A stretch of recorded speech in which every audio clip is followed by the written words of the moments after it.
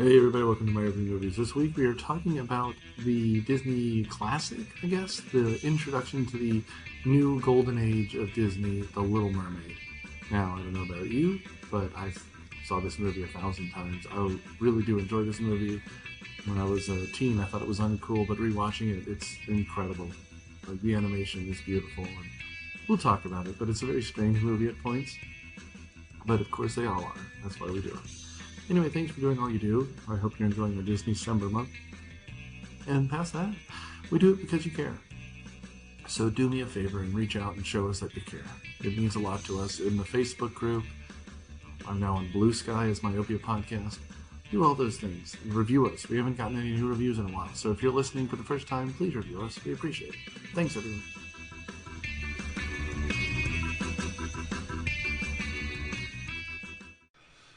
Welcome to Myopia Movies Disney in December month. We are talking this week about 1989's The Little Mermaid, right as we're reaching probably the peak of the Disney Renaissance. I'm your host, Nick Hoffman, and on panel we've got my Cineprov compatriot.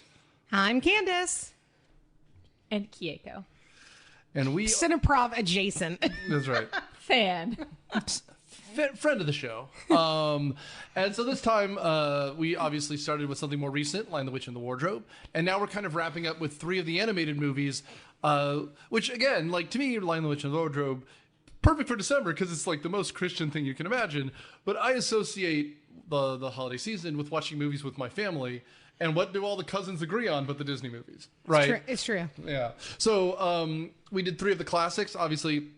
This is the first Little Mermaid, and I know I said this on the Lion the Witch and Wardrobe, but we're also going to do this month Beauty and the Beast and Aladdin.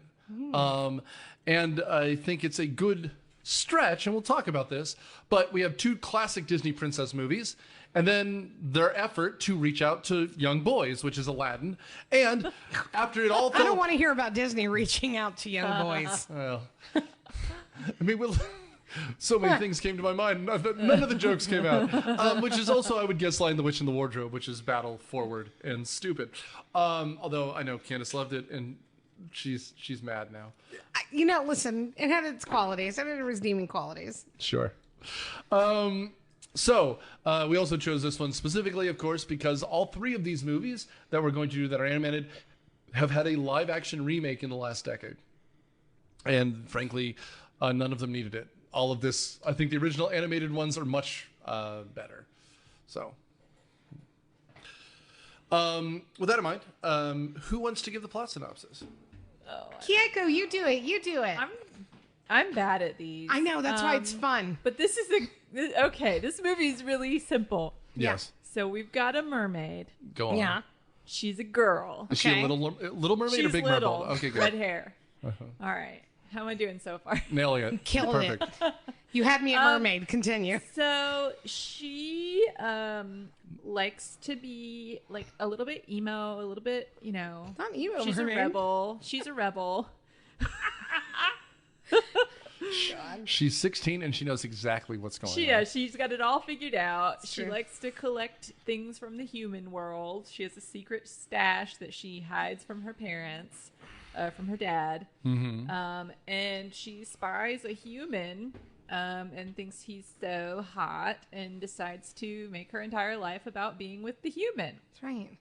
Yeah. Daddy, I love him. By the way, as far as Disney daddies go, Triton is like the king Disney daddy. Oh, trust and believe. So you've gone from girlhood to womanhood? Because girlhood is when you want Eric. Womanhood is when you want King Triton. When you want Daddy Triton. Dude, Triton's so broad in the chest. He's like all of his daughters together. He's huge. I would He's go huge. as far as to call him a zaddy. He is a zaddy. And which makes me even more mad because he's so great, and I really hate the way he's played in the live action movie. Yes, agreed. Okay. Agreed. But please, so is that the entire synopsis? No, That's it. perfect. That's back pretty of the much box. it. That's it. That's adorable back of the box stuff, right? That's great. Because it is also, now as an adult, this is such a good representation of what it's like to be a teenager. It's essentially a Romeo and Juliet story. Yes. Right? Yes. And she, and in one of the most powerful animated scenes, Part of Your World, her line is where men don't reprimand their daughters, and I'm like, you are about to cause an apocalypse. Yeah. I also realized watching it this time, we'll get to this, the Sea Witch, who's the star of the show, based on performer Divine. Divine, yep. But Triton's a terrible king, right? Because hundreds of mer people are missing and like prisoners of her, and he doesn't care. He does not notice. It's really something. He knows, but he's not going to rock the boat because, he knows that he probably can't beat Ursula. So he's just got to be like, well, if one or two people go missing, but it keeps the peace, so be it. Also, how many daughters does he have? 7. It's the From 7 Seven Seas. Seas. So he's got a lot of kids to keep track of. I know. I mean, God, that seems like a lot. When you're a zaddy like that, kids just kind of happen. Yeah. So this is he's got O's in different dude. Literally areas area of the globe.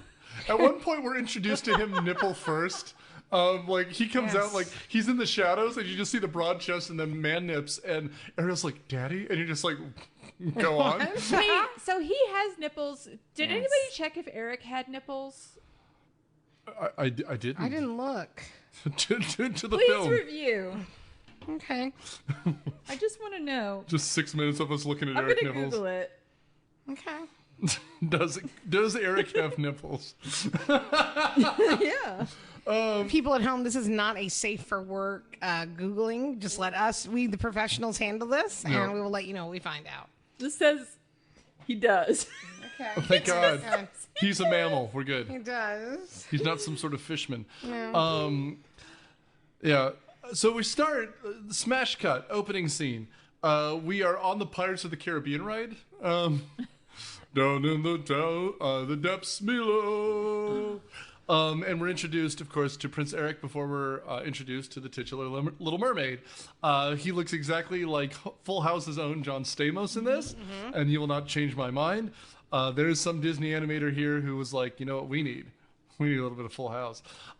Which is funny because where's anyone else? We should have had more of the cast on here. And in fact, if I recall, in the live action one, doesn't Stamos play the chef? I don't know. I blocked out most of the live action because it was just that fucking atrocious. Yeah, I mean, and here's the thing. People were mad at it for all sorts of reasons. It just didn't need to happen. It's not like people have forgotten about the Little Mermaid. Well, here's the problem. None of the live actions have needed to happen, and they've all been done poorly. I literally dislike almost every single one of them. I will disagree with one. I really liked Aladdin. I felt like the new songs in the live action Aladdin were good. It had sort of a play like quality to the way it was produced. I like that. I mean, I thought that was a good take for it. Will Smith, is He's not fine. the greatest, but We'll talk about the live action line when we do Aladdin in 3 weeks, 2 weeks. Yeah. So we should introduce this.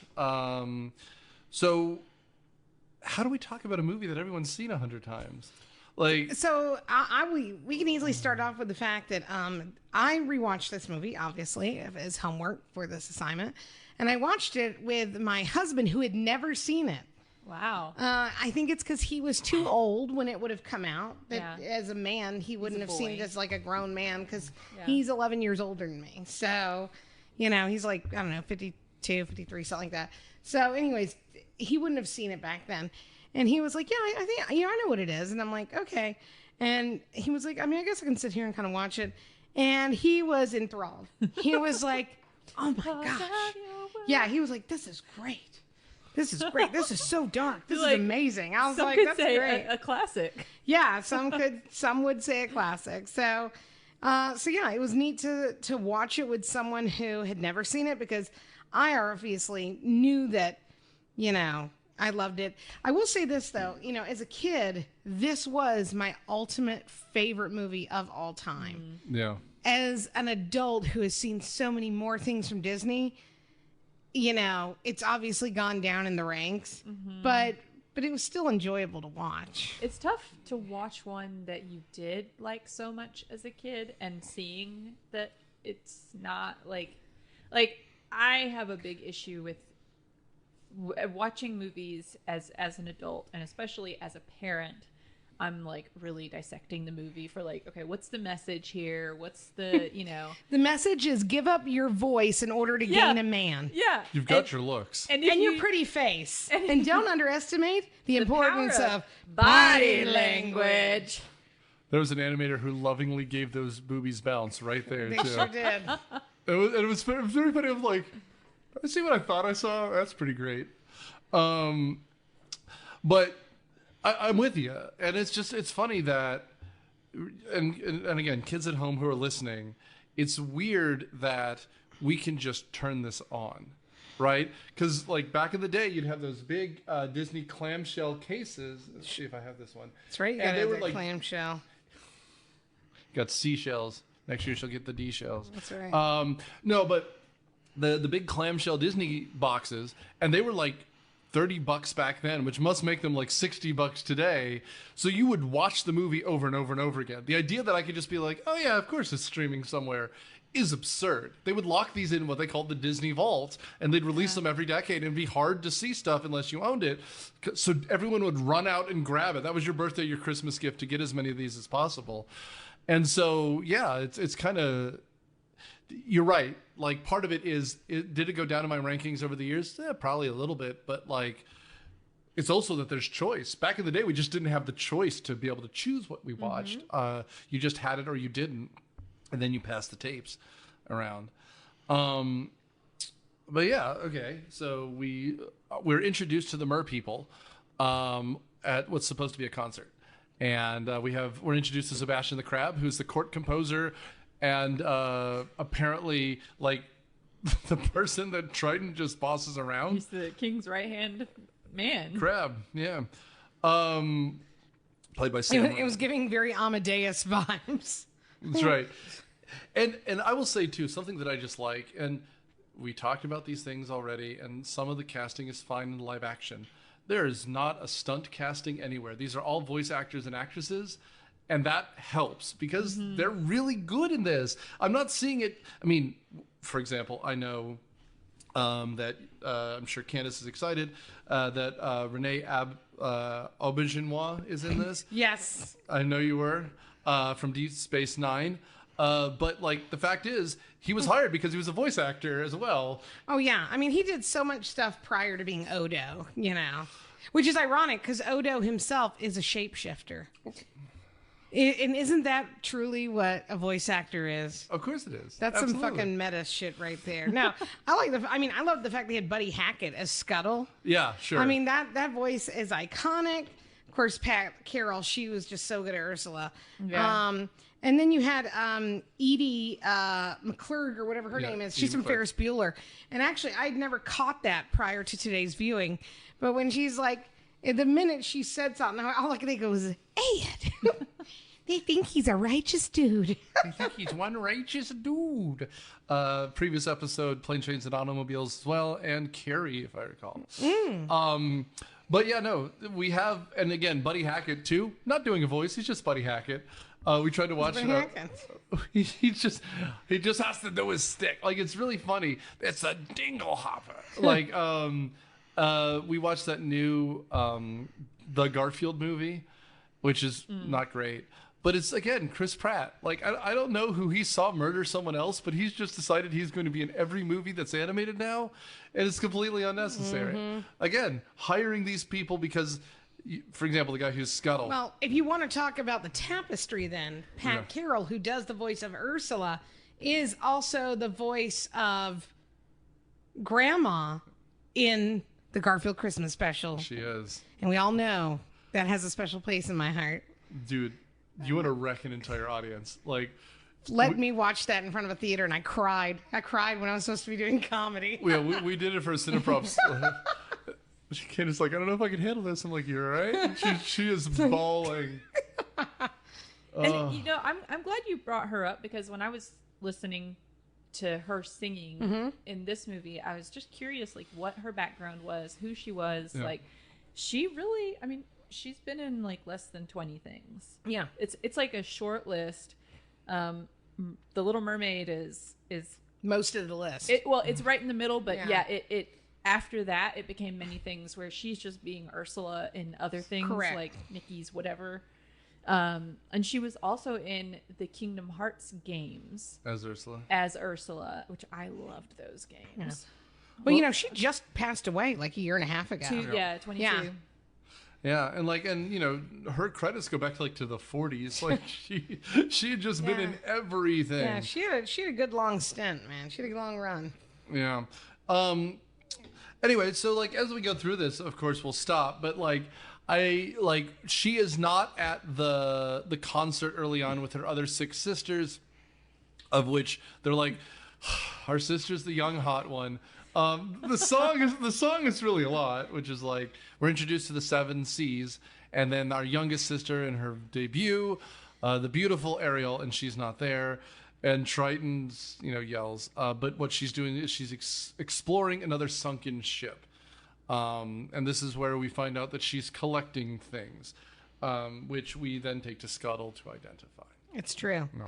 And let's point out there was a really great chase scene with a shark. There is. And that's fun. Which they rip off almost exactly in Finding Nemo. Yes. Right? As they go through the sunken ship. And that's Bruce the shark, and he's named that because they called Bruce from Jaws. Bruce. Bruce. Yes. Did you guys ever watch the Little Mermaid TV show? I did. 20-minute. I was actually really into that when I was a kid. I remember really liked the show. I remember liking it and being into it. I remember there being, and I don't know if it was a movie or on the show, she had a friend that was also a mermaid that was deaf. Yeah, I think that's from the show. Okay, and they could sign. Yeah. But Yeah. it was they found was special, it was yeah. legitimately real sign. It wasn't pretend made up garbage that the animators made. They made a real signing mermaid, which is awesome. Especially in that time frame Yeah. in the 90s. Who would take time to do that Yeah. back then? They'd be like, "Oh, it's a kid's show. They don't know the difference," you know. Well, and it is one of those things that I go back to more and more, watching old animated stuff. They really put more effort into it.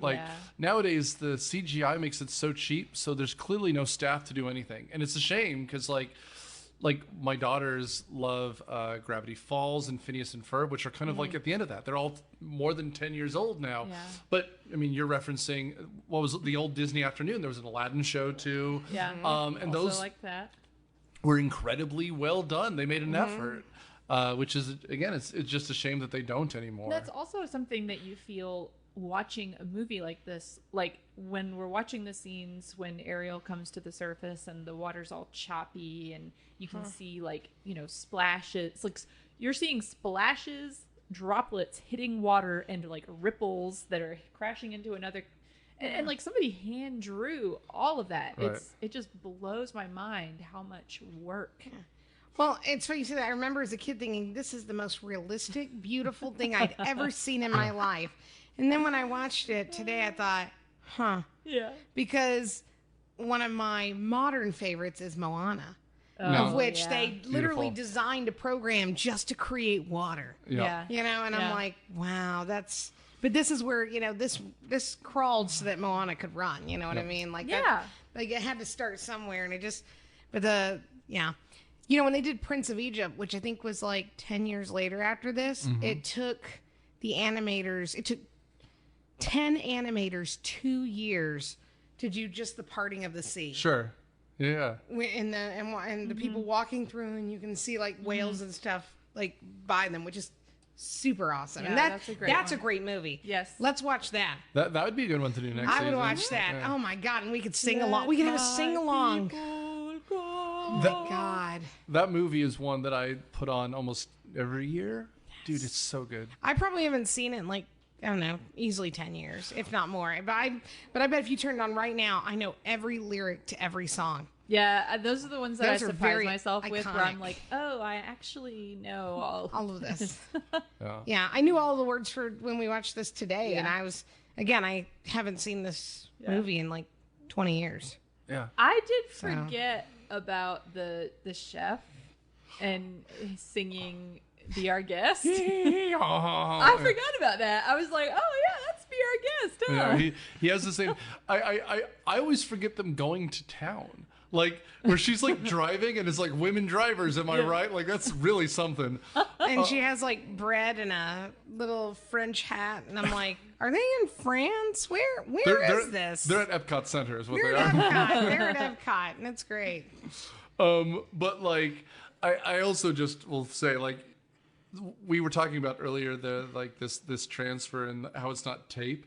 I'm used to it being on tape, I realize, because you can tell that the backgrounds are all hand painted and very like articulate, and then you have the cells on top that are Ariel and everyone. Mm-hmm. And now that we've re-rendered it in 4K, you can tell much more of a distinction. Yeah. I also think they filled in the color a little bit, because you look at the old animation on the tape or whatever, and you'll notice that there's an occasional fingerprint, or the ink is not complete. Mm-hmm. And here it's all been flattened out. Mm-hmm. It's especially noticeable if you watch the sing-along version, because they've added another layer to the front, so they've just remastered the whole thing, and it loses the depth.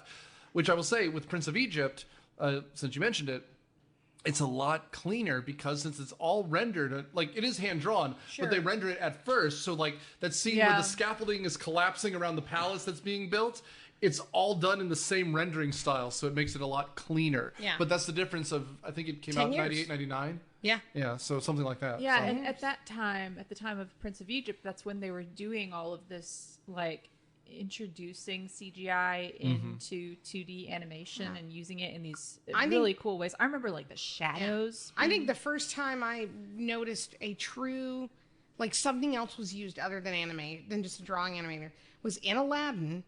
And it's the carpet ride when they are going down that wall. Yeah. And then it looks like a video game. Yeah. We suddenly go into Aladdin the ride, right? Yeah. I will say, the one for me is next week's episode, which is Beauty and the Beast and that ballroom scene. Which it is breathtaking. Mm-hmm. But the difference is, and for those of you who are in the industry, which we have a few, just understand that the reason we're talking about it in this case is computers should be used as the glue to stick impossible things together.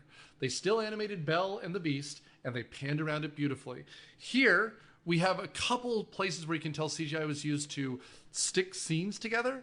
But what we like about this is, you want to see something beautiful, watch how her hair reacts when she's underwater versus on land. To the water! It looks like she's really underwater. They think about it. Yes. They think about how hair should look when it's floating free. A Triton's beard, when at the end of the movie he comes out of the water, it's fluffy and then comes down because it's wet hair. They think this stuff through. Like, in a computer, you type it out, it doesn't feel the same. There's someone who is like literally lovingly drawing the ripples in her hair, the kind of bangs of her hair flip around as she turns, and it catches up to her later. It's beautiful the way they do this. And some terrifying animator was staring, I would guess, at a 16-year-old girl for a long time, because they get all the expressions right, they get the gestures right, especially when she's doing part of your world, and she's looking at the statue, and she's clutching her chest, and she's reaching out, and her hair's desperately trying to catch up. Speaking of the animation, so good. Something I did not notice as a child, but I tried to pay attention to today, was, when she... What? Not boobs. Oh, okay. But actually the remainder of her body. And that is when she turns from a mermaid into a human. I mean, it's fairly revealing, actually. It shows her bottom half. And even when her coming out of the water and stuff. And I was like, wow, I never really caught that as a kid. But I was watching for it only because I had read a thing from, I think her name is Maya Balick. Yeah. Oh, yeah. So she hates this movie. She tried to show it. She loved it as a kid. Sure. And she went to sit down to show it to her two sons. They were going to sit and watch it together. And she was like, it became ridiculous, and that, like, I never realized how bad it was about her, her giving up her voice in order to catch a man. And this is really, really emphasized. And then she's like partially nude coming out of the water. She's like, so we just turned it off. And I realized this wasn't appropriate. And I was like, not appropriate. I was like, it's Disney. Everything's appropriate. And then I was sitting there watching it, and I was like, okay, well, she just, I guess maybe if you're looking at it through that lens, I could see that being the case. I mean, I'm sitting here watching it as an adult with no kids around. So. Yeah. Well, and I will also say it's strange because there's no comeuppance for her deciding to do any of this stuff. Yeah. You know, and not that she necessarily needs it, but at the end of like Aladdin, he comes forward as just being who he is, and you know, like he loses everything and then earns it back. Yeah. She really has no consequences. Yeah. No, she gets the guy. Her reckless, inappropriate behavior. This is how. And she gets married at 16. I know I'm old now. It's legal in Georgia. I agree with King Triton. She's wrong. She should be grounded. She should be. I'm 16. Watered. I'm not a child. Okay. Not a child. She's a bad girl. Go on. Hey, I have a question. Yeah. So if you had to choose, would you rather have a human top and a fish bottom, or a fish top and a human bottom? Well, I definitely think, yeah. No, I would go with the classic mermaid look. Top half me. Okay. So I can talk and stuff. Because it seems to be no problem with being a human and breathing underwater as a mermaid. But my question is, if I had a fish top and human bottom, could I live on land? And I think the answer is no. What about you, Nick? Oh, God, if I had to pick which half of me. I don't know, man. All those mermen seem pretty ripped. Mm-hmm. So, you know, I would love, I mean, somewhere in the back. It's all that swimming all day. It's all that core work, man. It is. I think I would choose to have a fish top and a human bottom, because if I were that makeup, I think that my fish brain wouldn't be freaked out by my human bottom, but if I had a human top and a fish bottom, my human brain would be freaked out by my fish bottom. Yeah, but that's also the other way around, which is just like, so your thoughts are... I have literally never loved you more than at this exact moment, Keiko. So that would be my choice. So weird. I love you so much. Also, there's more to this thought? Go ahead. Well, please. yeah, I was also wondering if mermaids lay eggs. Well, yeah, I guess that's part of it too, huh? They could be mammals, because remember they have nipples. Yeah, they do. So they probably live birth like whales. Yeah, that's very logical. Yeah, thank you. Yeah. I mean, we assume Ariel does too, otherwise she would just be a Barbie doll, right? And like, we know that she has a daughter in the second movie. She does, who wants to go back to the sea. Of course she does. You always want what you can't have. That's right. Am I right? And you've got that grandzaddy underwater. Not grandzaddy. Anyway, so around here is when she notices well, we're introduced to her Cave of Wonders. Is that what we're calling it now? That's a different movie. Don't Google it. You downloaded the wrong film. Oh my. Look at Prince Eric. No, so we have this situation where this is where she sings Part of Your World. Sebastian is there and he's like, oh shit, things are going to get real. But as they're having that argument, she looks up and overhead, a giant ship is sailing by. Yes. And this is where we're introduced to Prince Eric. This is where we're introduced to that sheepdog. To the Max, mm-hmm. the butler guy who's fantastic. Grisby. Mm-hmm. And Prince Eric's statue, which is really going to matter to her sexual development in a minute. But dude, she's like groping that statue in the next scene. She's also like feeling him up unconscious, which is a lot. Again, this one, my Malik has a lot of problems with this film. Did we watch a different version again? No. Maybe. Somebody watched the director's cut. I feel like this is... Oh, there's a rabbit out the window. This is like a turnabout is fair play kind of thing, because the whole like Snow White and Sleeping Beauty thing is the woman is unconscious and the guy shows up and like kisses her, right? Yeah. And so this is the reverse, which is that he's unconscious and she takes him on the beach. But it's okay because it's true love's kiss. Duh. Not in this case. Everyone knows that. not in this case. Yeah, I definitely think it's weird to have a movie that focuses on a teenage girl obsessing over a guy. Like, that's what it is. Well, it is. And again, it would be okay if it had more consequence. Like, that's why the Romeo and Juliet thing matters, because at the end, everyone dies. And he kills himself because of her stupid mistake. see previous episode a few back, right? Where the message doesn't get to him. She poisons herself in a way to make it look like she's dead, but she's actually unconscious. She wakes up just in time to watch her true love die in front of her. Like, great stakes. Here there's no stakes other than, like, she kills her entire family, we're told. And then Ursula brings them... Well, when Ursula's killed, they come back to life. That's right. Right. Yeah. But yeah, so lightning comes up, the ship explodes because there were fireworks before, they get hit, the mast is lit on fire, the guy who looks a lot like Smee from Hook barely makes it out, and then Ariel finds Prince Eric, who's lost consciousness on the way down, and she rescues him. Do you think the guy that looks like Smee, do you think that they recycled the animation from Hook? That they had from Peter Pan, probably like that character or whatever. Because I had similar feelings about the butler, that he looked really familiar to me. That he's like a villain in something else. He looks like Ichabod Crane. He does very much. He looks just like, I mean, that Chris goes, "Is that Ichabod Crane?" And I was like, "No, different guy." He was like, "I don't know about that." Yeah, so I wonder if they did at that time. I'm sure that like, they reuse cells all the time. I mean. The which we will talk about in the next one, Beauty and the Beast. That whole dance scene at the end is reused from Sleeping Beauty. Yes, it is. It is, absolutely. It's a cell by cell. I mean, literally, they just changed the color of the dress. Well, and I mean, let's not forget, this is Michael Eisner at the height of his powers, and like the previous decade, Michael Eisner at the height of his powers, creating alien encounter rides in his theme parks. To scare the masses. Trying to license Alien for a Disney park, which he did. Which it was he did. MGM. It was at Magic Kingdom. No. Alien Encounter was. But remember on the Great Movie Ride, the that alien was also there. It jumps out at you too. An actual xenomorph jumps out at you. But you can visit Cyberdyne Industries for a better tomorrow at Disney World. Yeah. But what I was going to say was, remember, like you had Disney until the 60s, then you had his brother, and then a debacle where there was a bunch of movies in the 70s and 80s that lost money. And so he's doing everything he can to be like, all right, we're doing princesses again, we're doing the old stuff, and we're going to reference things constantly. And let's be honest, it works. This is phenomenal stuff.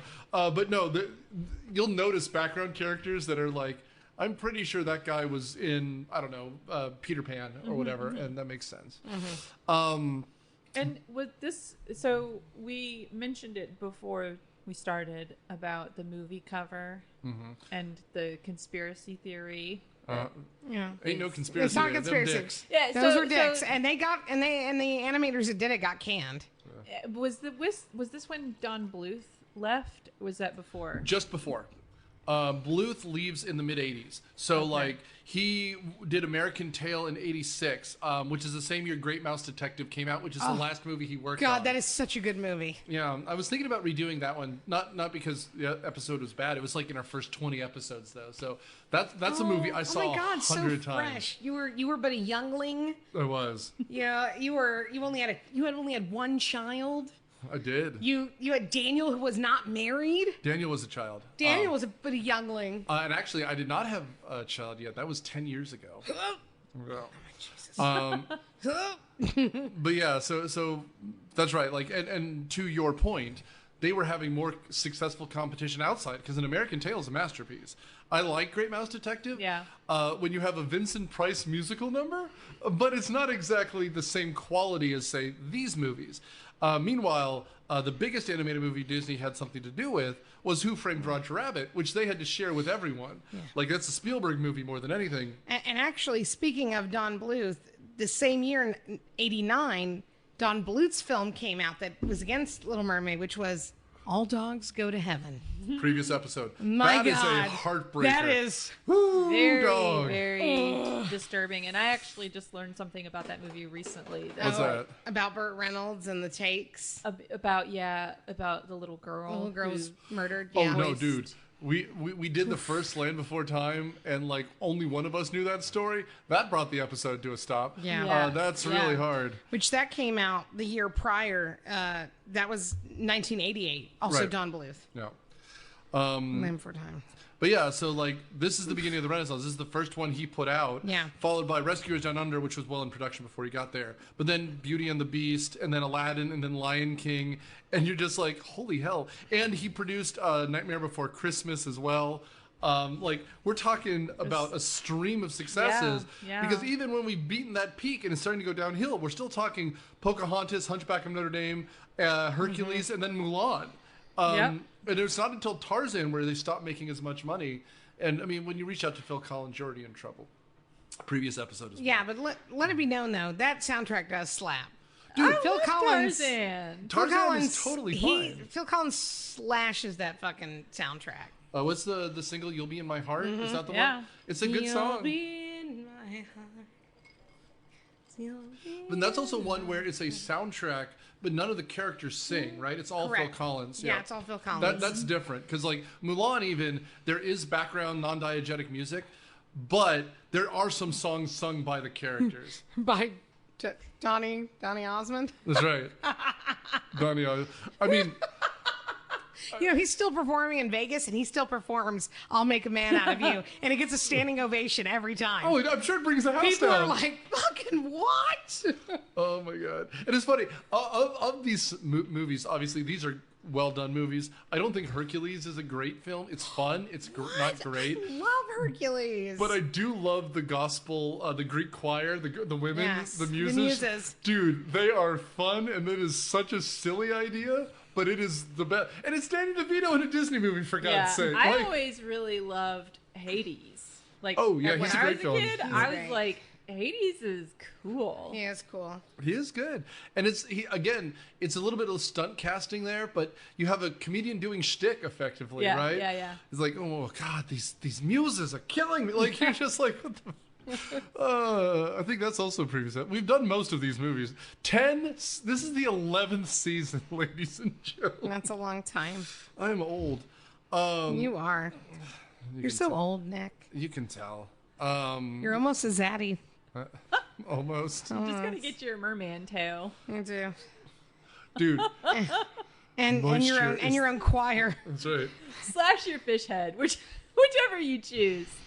Moisture is the essence of wetness. I'm a merman. Merman. Yeah. So at this point, we have not been we've been introduced to Ursula, kinda, sorta. We have the two eels, Flotsam and Jetsam, show up. They use they each have one yellow eye, which Ursula can see through. And so we see Ursula, who will become the star of the show in a moment, but she's saying, I've got to get to Ariel for some reason. I think her and Triton used to be an item. They fell apart. No, they're Ursula is the sister of King Triton. That's why she mentions, in my day, we used to have fabulous feasts in the palace, because she lived there. Right. That's why I thought they were lovers for a while. No, they were siblings. Oh. That's why they both have magic powers. They both have, they can wield magic and shit.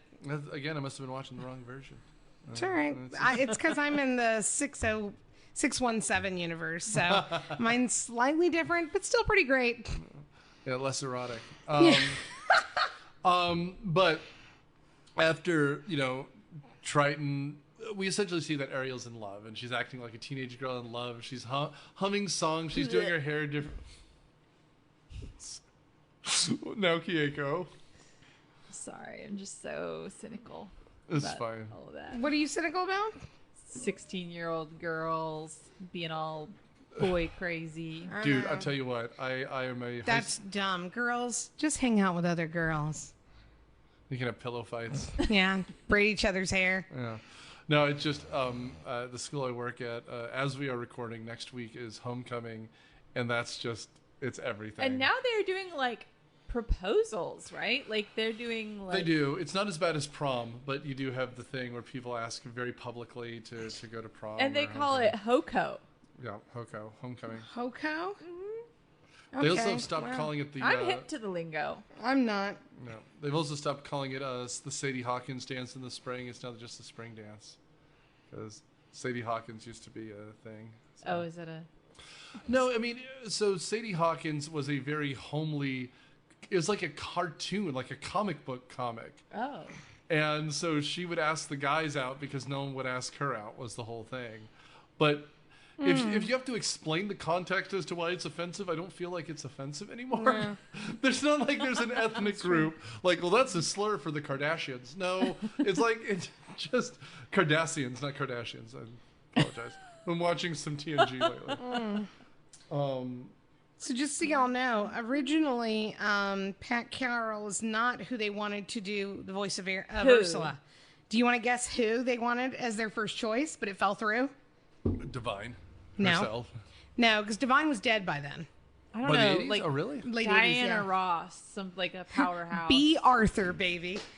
You know what, though? B. Arthur wanted to do it. Because, B. Arthur sang in the Star Wars Christmas special. She liked singing. She was really into it. Previous episode. And so she wanted to do this, but her agent told her that it was a bad idea. Did they fire that agent? Right? Dude. And I just...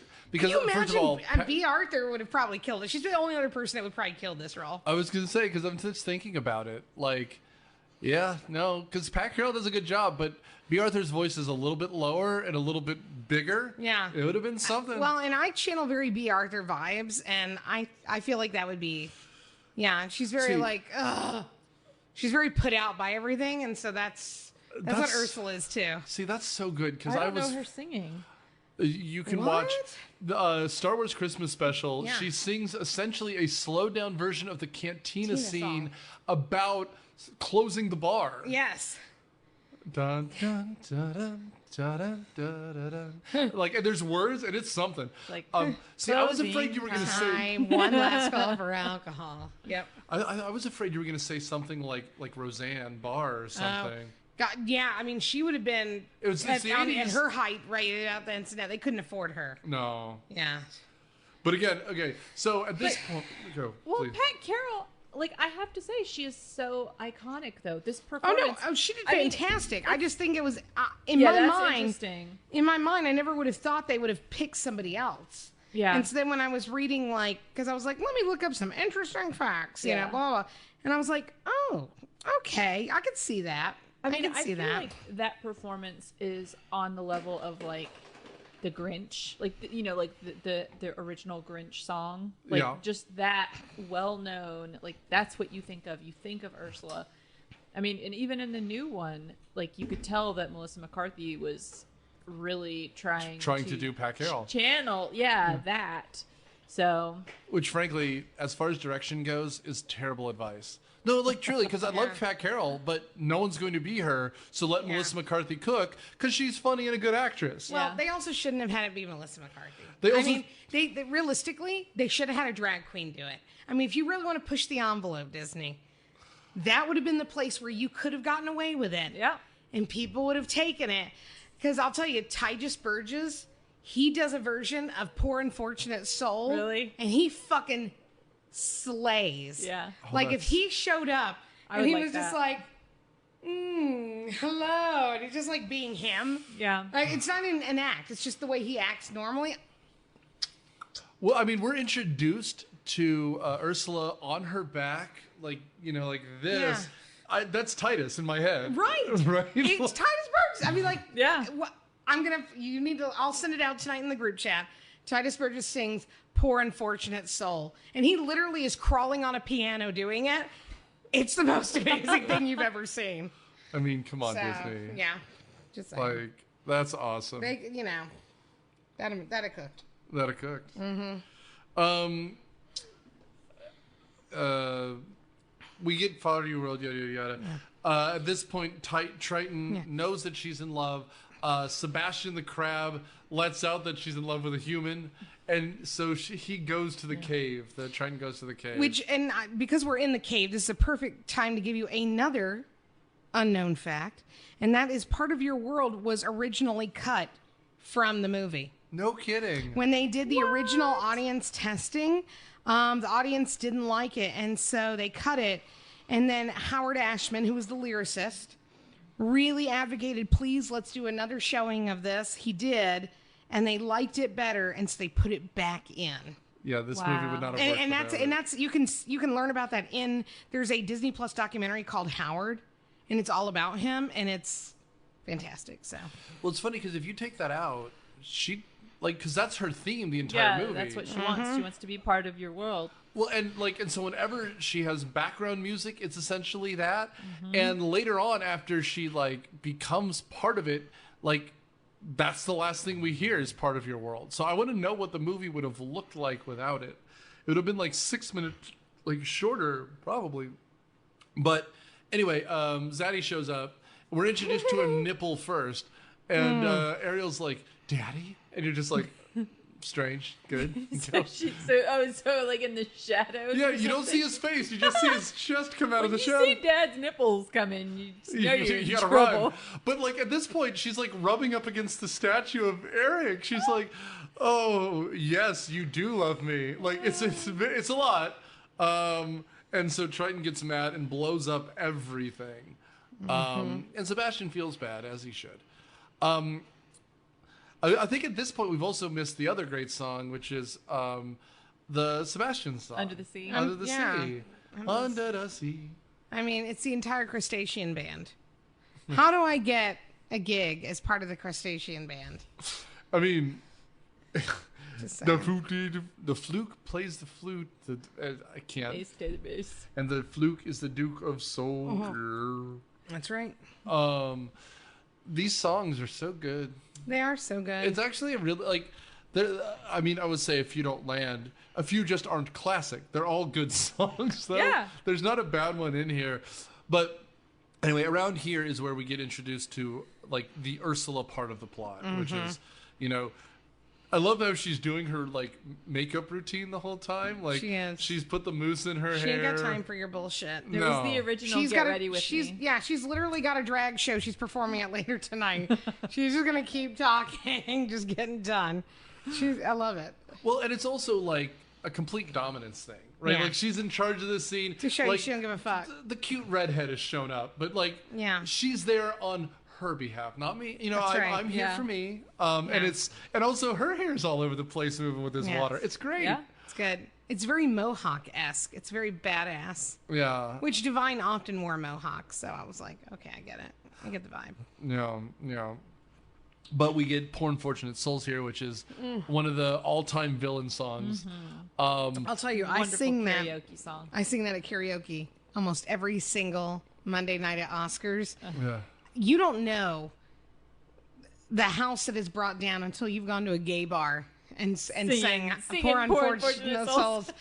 I mean, they fucking, that and I Can Hear the Bells from Hairspray, those are the two that bring the house down. I had a friend, and we used to like to go to this little redneck bar in my hometown because they had a karaoke night that was literally just like the back of this little bar. Yeah. And there'd be a guy with his microphone, and he'd be like, I got sick the day my daughter, and so we would go and take over the bar. I love that song. It's one of my favorites. What is it? I got sick. It was the day my dog. The day my dog died, and my wife took the TV. The day my mom got out of prison. Yeah, that's the song. The autobiography. I don't know if you're making it up or not. I don't know if we are either. No, it's real. I'm just going with it. I got drunk the day my mom got out of prison. And then song. if it's like all of the country stereotypes of like a sad country song. Sure. But that's like what was happening in this bar. But my friend and I would go in, and she was Indian, and we used to sing Summer Lovin'. And I did the guy part, and she did the girl part, and we did up there. And we had the whole bar. Everybody in the bar was just like. Now, did you like fucking take it to the edge and like Bollywood style it, and like you were really like acting it out the whole time and doing the Shake Shack dance and everything? No, we weren't doing dances, but we were singing like longingly to each other. That's to the point that they thought we were a couple. Oh, nice. It's kind of awkward. Tell me more about this. No, that was a good song. I mean, I'm just asking for science. And it had both of our ranges in it. So hey man, and if you still got cheers out of that redneck bar as you put it, that's right. They were really sweet about it. They were like, oh, look at that couple. They don't have anywhere to go, so they came in here singing their little love song. Hey man, that could have gone a very different direction. So you know what? That's good. Yeah, that's good. I've been on the end of both of those scenarios. So we used to get a big bottle of sweet tea vodka, Firefly sweet tea vodka, and just drink that. Oh my God, it sounds like a performance of Cineprov. I love that for you. Oh, God. Those are the days. Those are the days. So back to the movie. Anyway. No, we're good. Back to the But movie. yeah, so around Stop here. fantasizing about Keiko and her Indian lover. Stop Actually, it. That's kind of funny because I also went to prom with an Indian girl. But it was because I had just broken up with my boyfriend and she wasn't allowed to date. So we went together so that she could go to prom. Good idea. Yeah. Good. And they also thought we were a couple, but we weren't. Of course you weren't. Just really good friends. Yeah, we That's were. right. You give off very friendly vibes. So friendly. So friendly. See, that's why I like you. You're so friendly. What's happening in The Little Mermaid, Nick? Oh, well, she's going to give up Lesbians. her voice. Yeah. Oh, I mean, yes. Yeah, she's going to give up her voice. That's right. And Not suspicious at all. No. yeah, we do get introduced to like her like House of Horrors where we have these little like spindly like things. Yes, the mer people that did not fulfill their contract, which, speaking of contract, let's take up a moment. Is that contract legally binding since Ariel's 16? It depends on, I guess, what the laws are in the ocean. But how come when we were kids, so many movies focused on like scary contracts? I think it was the way they were warning us about mortgage and school loan lenders. Like, why they were is like that a they were like theme? people are going to try to take out big school loans. Teach them now that contracts are bad. See, and did we listen? No. Here we are with our big old fucking contracts and bullshit. And you're like, contract to steal my soul? No, a contract to fucking school loan people. For your women's studies that you fucking don't apply because you work at PetSmart now. Poor unfortunate soul, right? Poor there. unfortunate soul. It's all right. I'll just go home to my Indian wife. Did you? She'll make it better. Sign in blood? She's very nurturing. She is. I bet. I should call her. What's she up to right now? What's she up to? What is she doing? Is she thinking about me like I'm thinking about her? I was just thinking there is somebody very prominent who has the great fortune to have an Indian wife right now. Yeah? J.D. Vance. That's right. Oh, that's true. That's true. By the time this comes out, we'll find out if he's going back to Ohio. Nick's going to drink loudly right now. Okay. Listen, I want to reassure everyone listening around the world, America's going to be all right no matter what. We've dealt with weirder shit. So right. We'll already know by the time this is out. So. That's right. So just know that no matter what, we aight. We aight. We aight over here. We're just paying our school loans and thinking about the Indian girl that got away. She did get away. She did. So,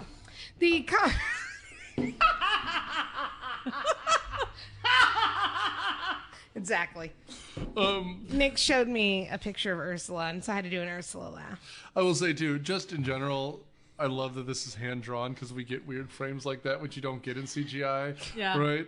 But so is Ursula's goal to kill Ariel right here? Because she turns into human at the bottom of the ocean, and if her friends aren't there, she drowns and dies. Because we find She out later. wouldn't have let her drown. She could have used some fucking sea magic to like whoop that bubble up to the front, but she was just kind of laughing it off at the moment. She's like, that dumb little bitch.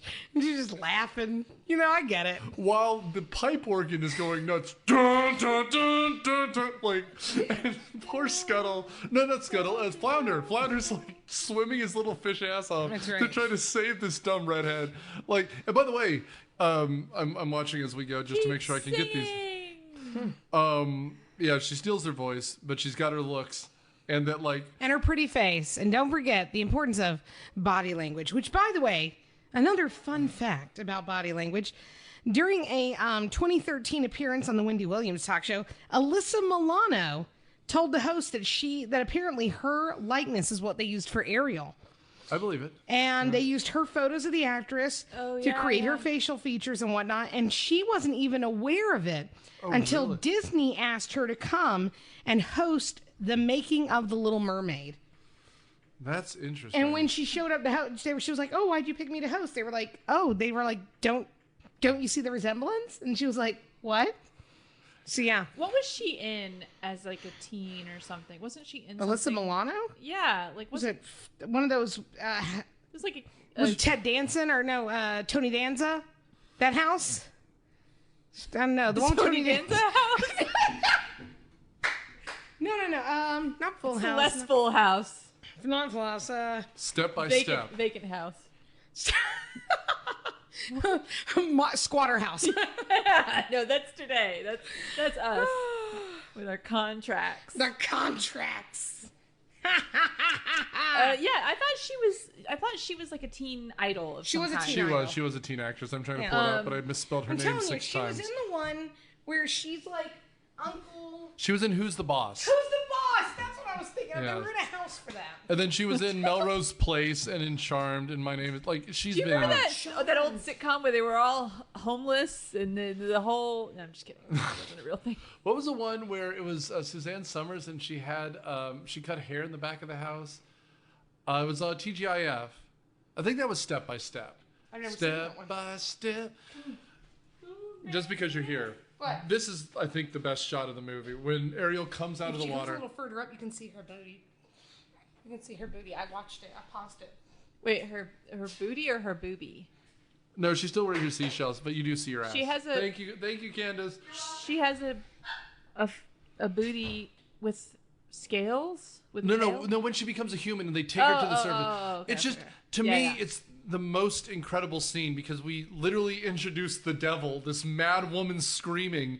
And the tragedy is she gets what she wants. So she bursts out of the water naked, not knowing what to do. Again, it's literally a birth scene, right?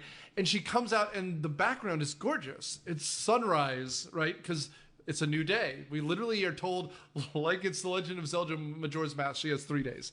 She's got to seduce a guy in 3 days. Are you trying to relate to me by telling me Zelda stories? Of course I am. It's working. our friendship. We're back and forth here. But like she comes out of the water and it's this beautiful watercolor, right? Where it's like oranges and yellows and pinks.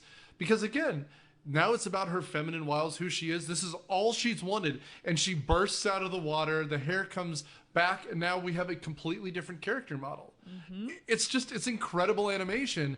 And it's the kind of thing that, again, so my daughter saw in theaters with my wife Inside Out 2. And she loved it. And she was so excited it's streaming now. We watched it last night together and it was wonderful. But you don't get animation like that because with CGI, there's not that artist touch in the same way. And again, I'm not saying they're not artistic movies because they are. They're beautiful movies. But I know that technique. But it's beautiful because it's not that it's a silhouette. They added color. They just adjusted the contrast against this watercolor. And this teenage girl is being born as a woman all at once.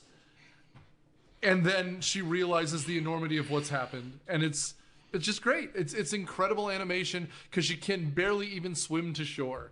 Mm-hmm. She's completely out of her depths in this beautiful watercolor. I do like how then Prince Eric has a sea-themed palace, which is just so nice of him. But yeah. Anyway, Who wouldn't? My mom has a sea-themed bathroom. They have everything in They have common. nautical kitchens. Of course, you're gonna have a sea-themed palace. We had nautical bathrooms. Did you? That's right. Lighthouses are bathrooms. Farmhouses are kitchens. That's the rule. We had wheels, like, to drive ships up on our walls. Really? Yeah, and we had a giant, which I actually kind of want this painting, like, when my parents pass away. But it's a giant velvet painting of ships in a storm. You had me a velvet. Cool. Is it also a blacklight poster? Or? We haven't tried to put a black light on it. Don't put a black light on it. You don't want to know about what that picture means to your parents. What was the line from Jack Donaghy from 30 Rock? He's like, painting should be of 3 things: faces, hunts, or ships at sea. Right? Like we do have a little handheld black light that I like to go around the house with and just shine on stuff. So you can solve crimes in your own home. It's illuminating. That's right. Well, so at this point in the movie, we get Quentin Tarantino's favorite scene where she's just like looking at her foot. With her little wiggly toes. She's like sticks her toes out of the water. She's like, ah! And that's what everyone on OnlyFans did. Wiggle your human big flippers. toe. That's right. Walking around, what do they call them? Feet. Yeah. Out where they walk. Anyway, and then this is where Scuttle is like, there's something different about you as he's balanced on her leg. And I'm really glad that at this point in the movie, there's not a song called The Scuttlebutt. God.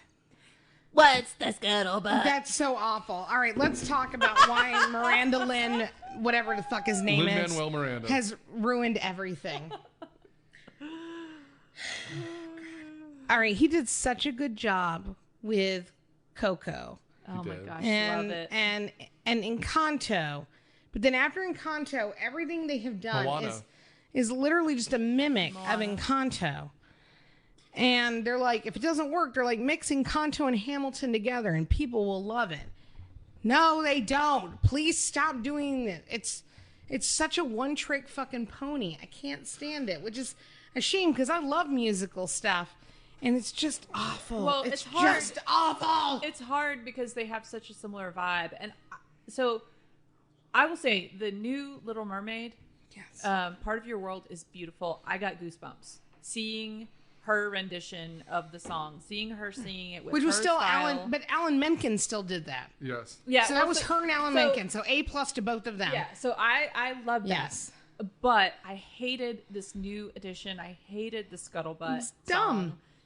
But it has that cadence where you can tell exactly it's him. What it is. And that's what I really, because it just takes you out of it so much. Yeah. And I think it was a double whammy because it also, this voice that Awkwafina does, it really grinds my gears. It does.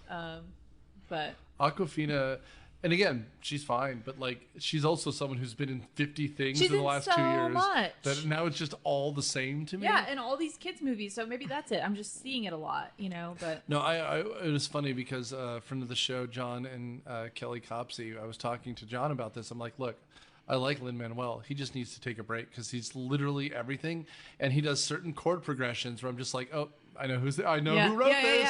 Yeah. I know who wrote this. And it's okay to be recognizable. Like, I know when something's written by Hans Zimmer or John Williams or James Horner. That's fine. But they're not identical fucking copies with just different words. Yeah. Yeah, you get $1 million for being a genius, and you think, no, you don't have to take criticism anymore. It's just the worst. And so on that note, in this movie, he's so annoying. There's the chef singing He ha ha. Be Our Guest. And Beauty and the Beast came out after this. 2 years later, yeah. So Be Our Guest was actually based off of this song? Or do you think it had already been in production? It was well in production. I bet you they had some animatics already together because it's not even all of Be Our Guest. It's just that joke. Yeah, there's just like one little line. But Alan Menken and Howard both did. Alan and Howard both did this and Beauty and the Beast completely together. Yeah. And then Howard passed away, and so then Aladdin was done just by Alan. That's right. And Aladdin is... I say their first names like we're friends. Well, I mean, you are. We are. Oh, yeah, I mean, I am a Disney adult, and we are friends. I would assume you've met them at some point. In my heart, I have. In my heart, you just went to Disney, right? I did. I was there for 10 days, and it was glorious. And I did every single little thing, and I know every single detail about every little thing and every past ride and what it used to be and the differences, which, by the way... The best thing you can spend your money on right now is going to the new revamped Country Bear Jamboree. It fucking slaps. It slaps. New costumes, new music. Adorable. Brings the house down. I'll have to see it. It was closed when I went. I can't tell you the last time I've been to the Country Bear Jamboree. It's amazing. I mean, I did it 3 times in a row. What's the progress, the wheel of progress? Is that the Carousel of Progress. Carousel of Progress. I would be curious to see what their new additions have been. There aren't. None. I love that thing. I love the retrofuturism. I'm in the front row. I'm like, it's a great, big, beautiful tomorrow. It is a great, big, beautiful tomorrow. Sing it to me, must you, man. We're going to teach Grandma how to play a video game. Yeah. With a VR headset. The VR headset. Yeah. That is still the most recent thing on there. When we went, our younger son was turning 3 that week. It was a trip for both of their birthdays, so they were 3 and 5, and so we went in. It was blistering hot. We were just thankful to be seated for which is great because it is a 5-minute wait and a 22-minute attraction in the air conditioning. Yeah. So that's it's a good nice bang to for have your just buck. a little reprieve. sit down in some AC. Absolutely. And they have like a giant animatronic dog. Yes, that's, like, they do. Walt's dog. And my 3-year-old very loudly in this theater, which luckily was mostly vacant. I think there were only two other. Don't say. There were only 2 other groups in there, and he was like, "Look at that dog! Look at that dog, mommy! I want to pet that dog. Yeah, he's like, Can I look pet at that dog!" I'm like, "Shh! I see the dog. Look at it." You're like, I know, it's awesome. You're right. It's just nice when it's like everything fades to darkness. It's total silence. Look at that dog. Like, if it makes you feel better, people without children love that. Oh my gosh. Yeah. Did I tell you guys? When I ride things, so Chris and I will often do single rider lines because we don't mind being separated because we like going on rides with people who've never ridden. Sure. Like our joy is watching other people who don't know. So Chris has memorized all the lines to all the rides. So he likes to respond to them as if like he knows what's going on in the ride, which by the way, people who've never ridden the ride thinks it's great and he loves it. He hands it up. It drives me crazy. So I can't be with him on it anyways. So I had to go to the other ride, of which preferably I look for families with children and they just need another person to fill the seat. Yeah. Because I'm fine with a child sitting there yelling, "Do you see that dog?" And I'll be like, "That's the greatest dog ever." They're like, "Look at that dog!" They're just going nuts and I'm going nuts. Disney adults love that. So don't ever feel embarrassed about your child doing that. We love it. Yeah. We want them to be excited There's a about the time and dog. place for it because we also we went to see a play and we're front row center in the play and it is not empty.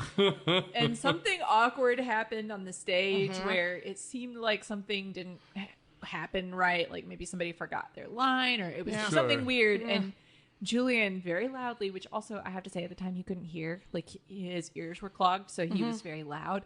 He was like, "That they're not talking the right way because they're nervous because I think they messed up a little bit, right, mommy?" Oh my God, that is iconic, and I want him. Can he join Cineprof? How old is he now?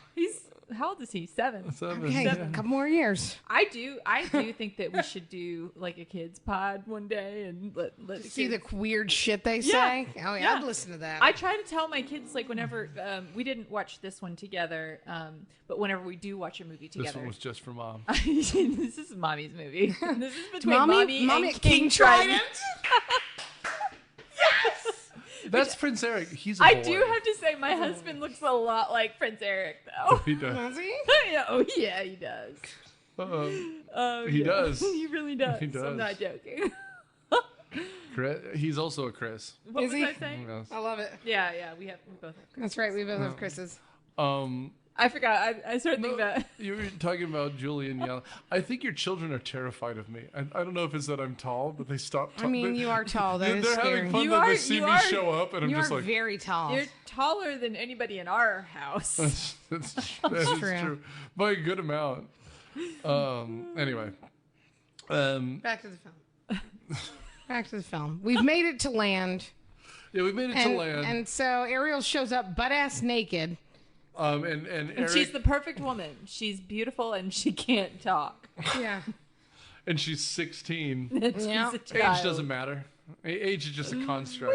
We always get those kind of wrong in That's the right. Disney films. It always gets kind of muddy. Like Snow White, I think is 14. Yeah, and Oh, yeah. how old is Prince Eric? Like, he's seemingly Question mark. an adult. Like, We're not told much about Eric, We actually. don't know much about Eric. No. I gotta say, okay, that is the one I will give one compliment to the live action film, and that is I think they did a better job at fleshing out Prince Eric. Yeah, I mean, In fact, I feel like Prince Eric had more screen time and more lines than Ariel did. yeah, he had a song in the Yeah. new one. Yeah. Which I can't recall. It's like okay, but It was fine, but like his actual overall vibe was more felt out. he had the same vibe as the Prince and Cinderella, where he's like, "I'm rich, but nobody understands me," like that kind of thing. Is that how rich people that aren't understood yeah. sound? Yeah, that's what they say. I'm pretty sure that's what the campaign commercials are like. Donald Trump's like, I'm rich, and they just don't understand. You're right. We don't. That's right. No, trust me, I have no idea what it's like to not be in some sort of debt. We don't. But it's a damn contract. That's right. That's why. God, the sea witch got me by the balls. I don't know what to tell you. But so like she gets out of the water. Scuttle has dressed her in a tarp, like one does. Let me tell you something. There is no better cosplay than when you see a girl walking around the con with that outfit on. And I've seen it several times at Dragon Con. I'm always like, that's a fucking win. Yes. Is this a fun costume, right? It's a fun costume. I don't want you in your beautiful pink ball gown dress. No, I want you in a fucking sail with a rope. Well, and you know what? The drunker they get at con, the more accurate it is, because she's loose on her legs at that point. And then Prince Eric finds this foundling on the beach, this beautiful teen that is wearing rags. And he's like, you need to come to the castle with I'm going to marry that girl. That's right. Well, he's just being nice and bringing her back, because then we immediately see her getting a bath with the ladies' chambers, telling her, poor thing, washed up in a shipwreck. And this is the Pretty Woman treatment. Yes, this is. A, 100% is Pretty Woman. But B, I'm almost positive that woman is in every Disney movie, right? There's always like this very plump, happy, positive handmaiden who... Yeah. Right? Like, it's one of the... That's because that's the only reason that you're allowed to be plus-sized or evil.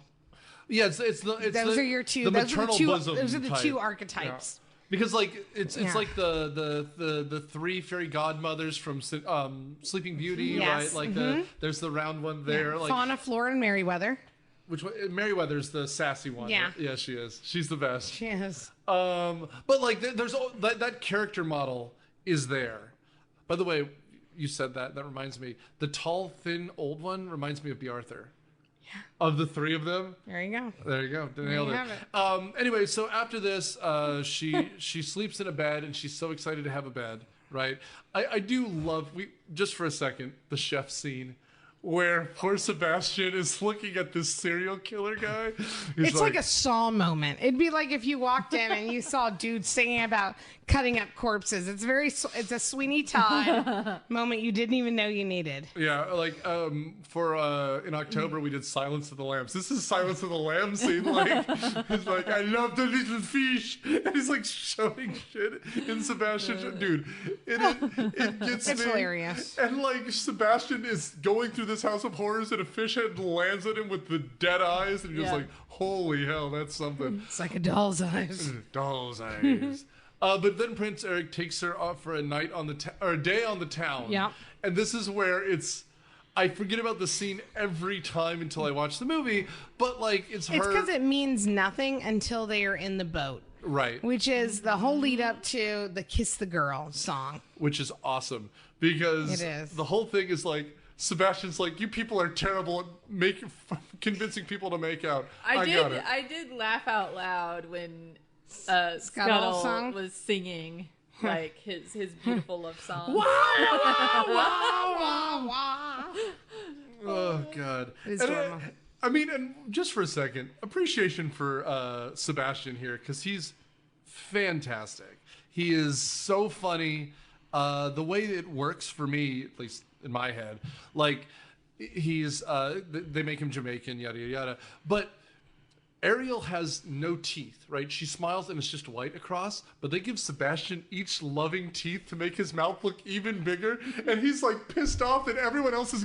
This is in my head how Candace has to deal with life, because she knows someone else is gonna fuck it up, so she's just got to do it herself, right? Like exactly this is not romantic enough, and then he's like, I'm gonna make the goddamn mallard duck sing. I've never met a duck before. It's gonna sing for me. Like it's Sebastian, and then Kiss the Girl might steal the show. Like, and again, I love Part of Your World, but the one that I'm humming at the end of this is Kiss the Girls, because it's awesome. Don't be shy. I do like, so I'm going to guess your name. Is it Mildred? And she like she retches. It's so much. And then Sebastian's like, Ariel? And Prince Eric's like, did a crab whisper to me? I like the fact that he refers to as Ariel. That he says it different than everybody else does the whole movie. Yeah. And nobody acknowledges the difference. Well, it's clearly the way they used to film movies for like where you had animation where no one recorded together, and you could tell that. But at the same time, it adds character to the fact that like even in the same scene, it's as though Flouder's like, "Hey asshole, it's Ariel," and he goes Ariel, and it's just like, "No, come on, man." So his voice is so great, so amazing, so iconic. So Samuel Wright, who did his voice for Sebastian, he was the original stage actor for Mufasa when they brought Lion King to Broadway, when they started Lion King, and he was Mufasa all the way until he died of prostate cancer. Wow. And they had to recast him. Yeah. Well, and I guess as we're recording, R.I.P. James Earl Jones as well. Right? Just last week, I think. It's rough stuff.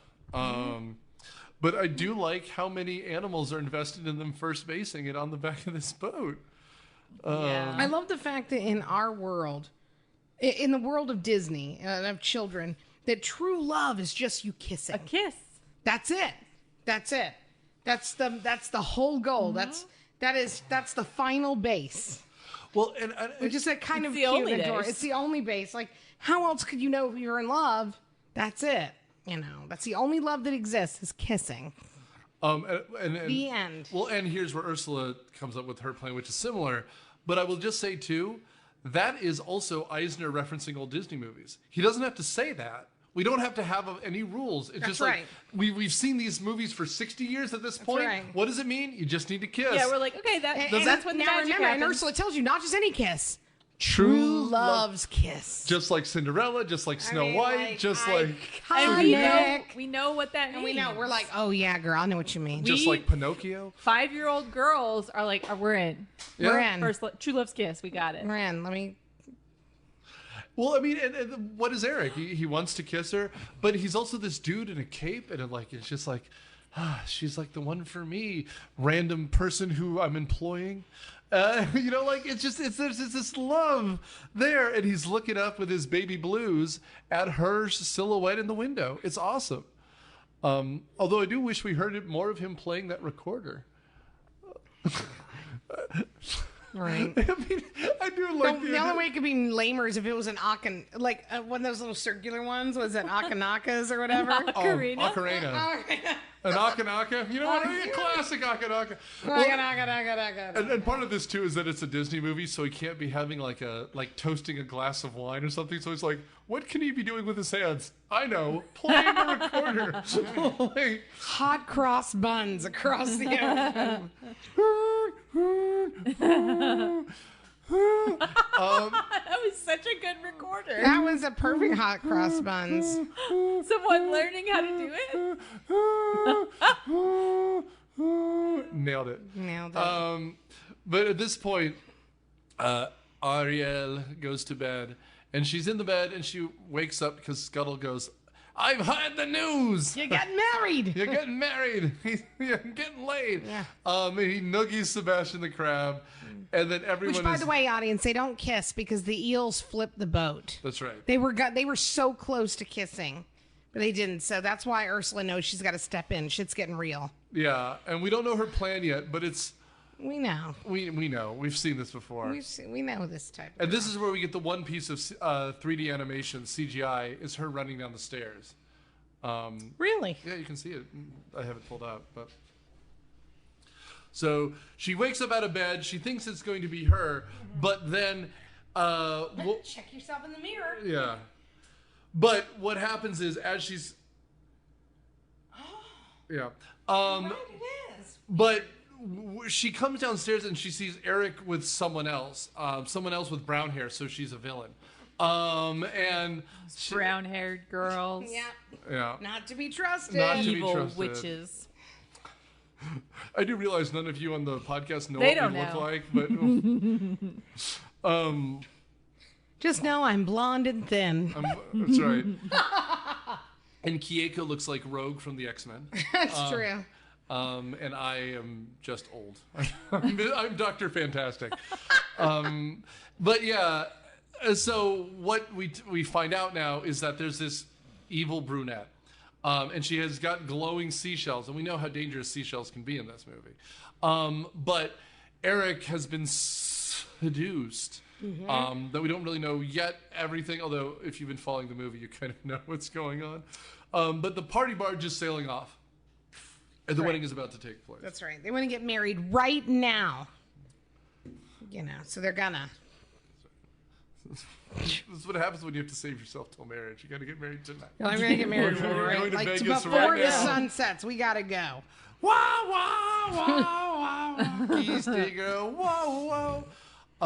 I do love how Ursula has like hairpins that apparently double as darts because she's like throwing them at like the little cherub mirror and stuff. That's right.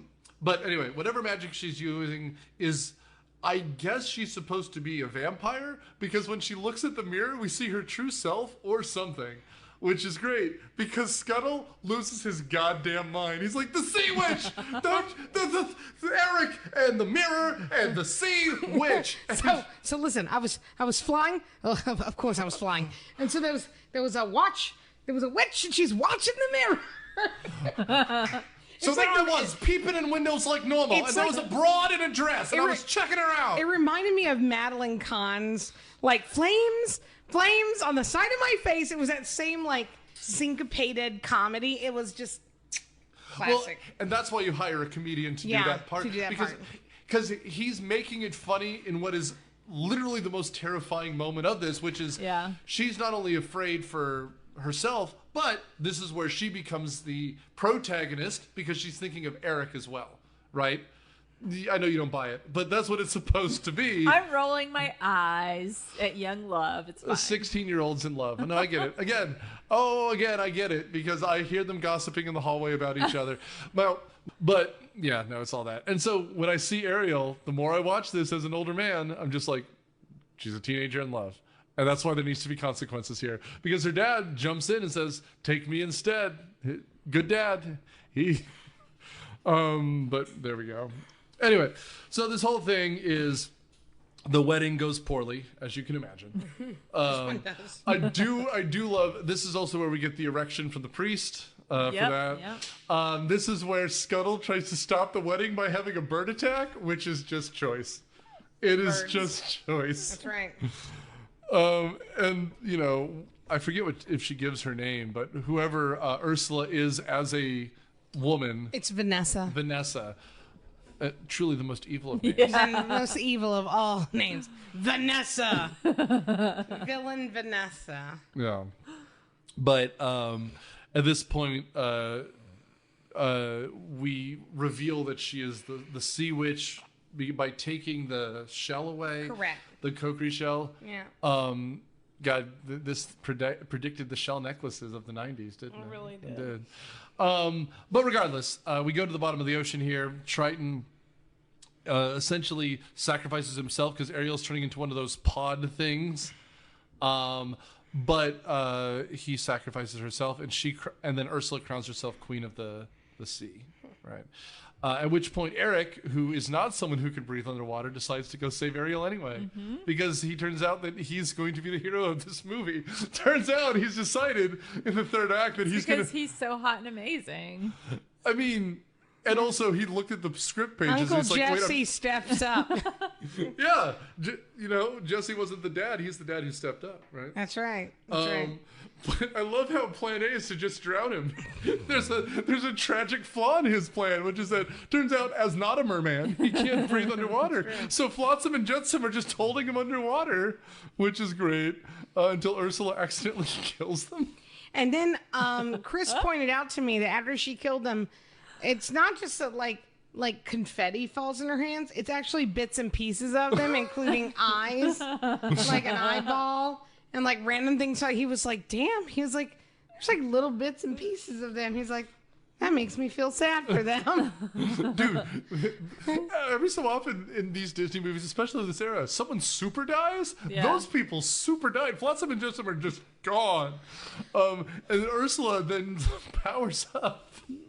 She goes mega. She becomes super mad. She gets giant. super big, and she starts a tidal, like a little circle wave, hurricane, whatever, in the ocean. Yeah. And she's trying to shoot Ariel dead. Eric climbs onto a fucking ship and literally impales her. Dude, it's something. It's amazing. Because she's like bringing ships up from the bottom of That's the right. ocean. Right. Like, it reminds me of it's Sleeping Beauty, right? Where Maleficent turns into a dragon at the end. Like, that's what this is. Like, it's bigger than life. That's right. And once again, the animation in this is just incredible. It's great. I like when he stabs her, how you see her skeleton. Yeah, it's like she gets struck by lightning. Yeah, when she's like shorting out electrically, like you can see her skeleton flashing. And that's the a remake treat. was really true to this scene as well. I feel like for me, where the remake really fell through was how they extended the scuttlebutt. Well, but no, they extended it into this 3-hour love story when it's really just not that. It's like infatuation. Well, no, I agree. And I think part of the problem with the computer graphics and animation, because that is still an animated movie, effectively. Yeah. Is that it's so much cheaper. Like, here you've got to be efficient because you're paying someone it's to so do everything. short. Yeah, and I think if they had kept that remake short, maybe it would be better. Yeah. Yeah. No, I'm looking it up. The time for that movie was 2 hours 15 minutes. so it's 45 minutes felt longer. like 45 3 minutes hours. longer. I mean, yeah, but you're right. It was way too long. Kids movies should not break the 100-minute barrier. No. They shouldn't. Yeah. An hour 40 is No, enough. and it was Max. it was so heavy on the romance and like their relationship together, and I was like, It was so heavy on the gentle parenting. Fucking King Triton. Goddamn millennials and their gentle Fucking parenting. gentle parenting. Like he's like, no, don't do that, Ariel. How does that make you feel? Like I'm just like, please, fucking blow strike up her with lightning. right. Fucking blow up her dumb fucking cave in her grotto. Like Yeah, destroy her Jesus Eric Christ, statue. damn it. No, it is. And like, and that also lengthens the movie, right? Like, this is quick. I mean, as we're talking about it, we're almost at the length of the movie because, like, it really flies. But, like, so they kill the sea witch. As she dies, all the mermaids become free once again, including King Triton, who has his crown again, which is right. nice. It shrunk back down when Ursula died, and she has it. It's like Hulk pants. That's right. Of course. Same concept. I mean, that guy's the Hulk. He'll smash. Triton smash. I bet Triton can smash. Girl. I'd smash that. With his fish penis. right. So at the end of this, Eric has won the day, but by all accounts, he knows he's lost his girl because she's a mermaid now, right? Like she's Very gone. sad. And so he crawls onto the beach and faints once again. We have what might be the best establishing shot we have, which is she climbs out, sits on a rock to watch him, knowing that she has lost him. And then Triton behind her, realizing that he's going to lose his daughter. I'm not laughing at this. I'm laughing at Shrek. So sorry. Laughing at Shrek Why are you laughing at Shrek? because they parody this scene They in do. Shrek. They're walking along the beach, the wave hits, Yeah. and Shrek, the Little Mermaid, lands on Yeah, Shrek. she lands on him and starts to try to like smooch him, and Oh yeah, that's And true. Fiona throws Yeah. her out to sea. Yeah. But then Triton has the heartbreaking line, which is, "I know how much I'm going to miss her." Yeah. Ugh. And Sebastian's And like, then he uses his powers, which he had all along, because that whole family does. I'm Right. just saying, you know. Yeah. There you go. yeah. And so she wakes Eric up this time. Because Triton respects her, he puts clothes on her. That's right. I mean, he doesn't even know what a vagina is, but he does not want to see. He wants her.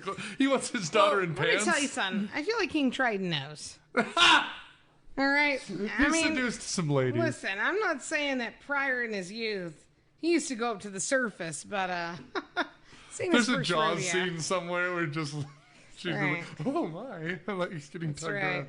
around. I do like the reintroduction of the chef who's still trying to kill Sebastian the crab. Still mad.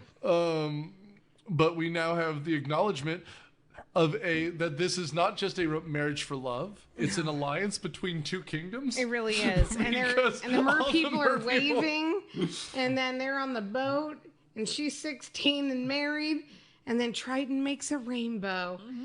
To which Chris looked over at me and he goes, "This explains a lot about you." And I was like, "What?" And he was like, "Nothing." And I was like, and I looked back and I was like, "He right." Wait, what does it explain about you? The Just rainbow. everything. Just everything. Like okay. my cheery disposition, my random jumping into song, the fact that I'm raging pansexual, like just all of it. It's all from the Little Mermaid. Well, and I like how... Oh, I think all of mine came from the labyrinth. So. There you go. Hey, question. Speaking of that, how are you getting? Are you on TikTok? No, I'm not on damn TikTok. it. Okay. I'm old. Why? I'm on TikTok, and I keep getting spammed in my For You page, which is things they think you'll like. That there's someone who's been writing, and they've released a book of fan fiction of Labyrinth, but it's not that he is stealing the baby; it's that he's stealing her. Oh. But she's aged up, so it's legal and all. Yeah, and it's very saucy. It's 3 levels. 3 pepper spicy. Yeah. Okay. Yeah. And it's like, you want to buy this. I'm like, why? How did I get on this? Like, I don't know why Book Talk thinks I want this. I've never looked up anything like this. But I got here. An ad for a book called. It's here. You gotta be careful on Insta and TikTok because they'll just say like. But it's like whatever you talk about too. Because I keep getting an ad for one called Leap of Faith, and it's a really muscular. I'm sorry, it's a really muscular frog. No. And I looked it up, and it actually sounds really cool. Where he goes into a story and he has to save a kingdom, but he has to do it as a frog. It's called Leap of Faith. It sounds great. It sounds great. You know, you'd think King Triton would wear a shirt for his daughter's wedding. Doesn't need it. No, he's good. No, he's good. Not if he's gonna hook up with someone at the reception. Oh no, dude! There's mer ladies lining up. They're not the only ones. No, I do like Eric bowing to another monarch, and he's like, "How you doing?" That's right. No, your role. Your role. So that's it. And then that is it. What the fuck? Oh, it's book 1. Thank God, there's more. Nora Rising. So if you, I was gonna say, for some reason the algorithm really thinks I'd like this. You're not allowed to look at any of my algorithms. Anyway, so you've shown me pictures. Yeah, of course. You're like, is this you? That's true. And I'm like, no, it ain't me.